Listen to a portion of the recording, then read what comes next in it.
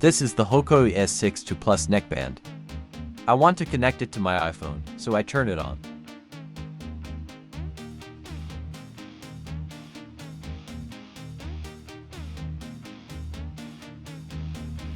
But when I tried to connect it to my iPhone, the Hoco ES62 Plus device is not visible on my iPhone.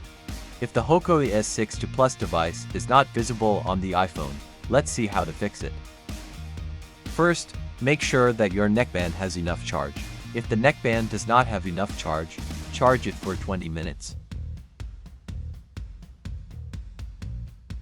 After charging the neckband, try connecting it to your iPhone.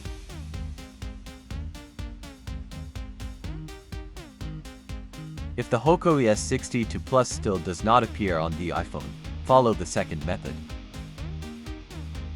Make sure that the Hoco ES62 Plus is connected to another device.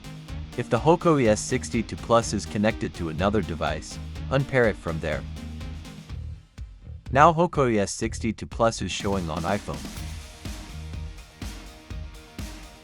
Hoco ES62 Plus is now connected to iPhone.